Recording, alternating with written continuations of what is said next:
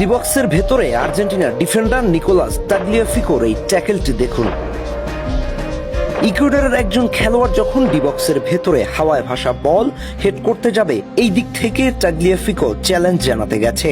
উপরে উঠে হেড করার একটা প্রচেষ্টা করেছিলেন। চ্যালেঞ্জ নিতে গিয়ে দুজনই মাটিতে পড়ে গেল। রেফারি দৌড়ে এসে প্রথমে কোনো কল না করলেও ভিএআর চেক দিতে চলে যান। সেখানে গিয়ে খানিকটা সময় তিনি বিশ্লেষণ করার চেষ্টা করলেন। এরপর মাঠে প্রবেশ করে সরাসরি পেনাল্টির নির্দেশ দিলেন, যেখান থেকে প্রথম হাফেই গোল করে এগিয়ে যায় ইকুয়েডর। কিন্তু প্রশ্নের জায়গাটা হচ্ছে, এটা কি ধরনের ফাউল? যেখানে দুজনই চ্যালেঞ্জ জানাতে গিয়ে মাটিতে পড়ে গেছে, এখানে এই ধরনের স্পটেই সরাসরি ফাউলের ঘোষণা দেয়া, এটা কতটা আনফেয়ার কল ছিল সেটা যারা ফুটবল বুঝে তারাই ভালো বলতে পারবে।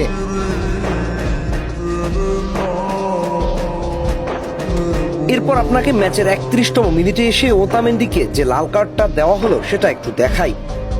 ইকুয়েডরের লং পাসের বিপক্ষে পেছন থেকে ট্যাকেল করার উদ্দেশ্যে দৌড় দেন ওটামেন্ডি। হালকা একটু বডি চ্যালেঞ্জ ছিল, হাত দিয়ে স্পর্শ করেছে ঠিক, কিন্তু সেটা ছিল ডিবক্সের বাহিরে। স্বাভাবিকভাবে এই ধরনের পজিশন থেকে গোল হতে পারত। তিনি তার জায়গা থেকে একটা ফাউল করে হলেও দলকে বাঁচাতে চাইবেন, সর্বোচ্চ একটা হলুদ কার্ড হতে পারত, কিন্তু রেফারি এসেই সরাসরি লাল কার্ড দেখিয়ে বসলেন।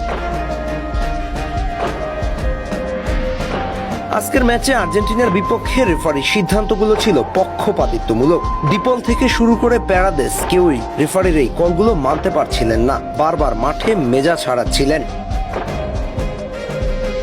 ম্যাচ শুরুর প্রথম থেকেই ইকুয়েডর একের পর এক ফাউল উপহার দিতে থাকে। শুধু ফাউল বললে ভুল হবে, বরং মারাত্মক ফাউল করতে থাকে, যা আর্জেন্টিনার স্বাভাবিক খেলাকে ব্যাহত করেছে। কেন মেসিকে ইকুয়েডরের বিপক্ষে রাখেননি তার একটা উত্তর বোধহয় পেয়ে গেছেন। মেসির বর্তমান কন্ডিশন অনুযায়ী এই ধরনের দলের বিপক্ষে খেলা ছিল খুবই ঝুঁকিপূর্ণ। যেহেতু সামনে বিশ্বকাপ, এর জন্যই কোচ এই ম্যাচের জন্য তাকে স্কোয়াডে রাখেননি। এই মুহূর্তে এসে মনে হবে এটা একটা ভালো সিদ্ধান্ত ছিল। তবে আজ স্কালোনি ভিন্ন একটা এক্সপেরিমেন্ট করেছিলেন। প্রথম একাদশে যাদেরকে সুযোগ দিয়েছে তারা মূলত শুরুর একাদশে খুব কম সময় জায়গা পায়। হয়তো স্কালোনি তাদেরকে একটু বাজিয়ে দেখতে চেয়েছে বিশ্বকাপের যাত্রার আগে। দ্বিতীয়ত, এটা ছিল বিশ্বকাপ বাছাই পর্বের শেষ ম্যাচ। আর্জেন্টিনার উপর তেমন কোনো চাপ ছিল না, পক্ষান্তরে ইকুয়েডর বডি চ্যালেঞ্জ ফুটবলের উপর পারদর্শী। হয়তো আর্জেন্টাইন কোচ তার মূল খেলোয়াড় নিয়ে ঝুঁকি নিতে চাননি, এটাও একটা কারণ হতে পারে। আপনি খেয়াল করলে দেখবেন আর্জেন্টিনার প্রথম একাদশে মেসির সাথে খেলা আলমাদাকে মাঠেই নামাননি, সাথে আলভারেজ এবং ফ্রাঙ্কো মাস্তান্তুয়ানোকে বেঞ্চেই রেখেছিল বেশিরভাগ সময় ধরে। শেষ মুহূর্তে এসে কোচ অল্প সময়ের জন্যই জুটিকে মাঠে নামিয়ে দিয়েছিল, এনজো ফার্নান্দেজকে তো ডাকেনি। সব মিলিয়ে বলা যায় 1-0 গোলে ইকুয়েডরের কাছে পরাজয় বরণ করলেও লিওনেল স্কালোনির ভিন্ন চিন্তা ছিল, যা সহজেই অনুধাবন করা গেছে।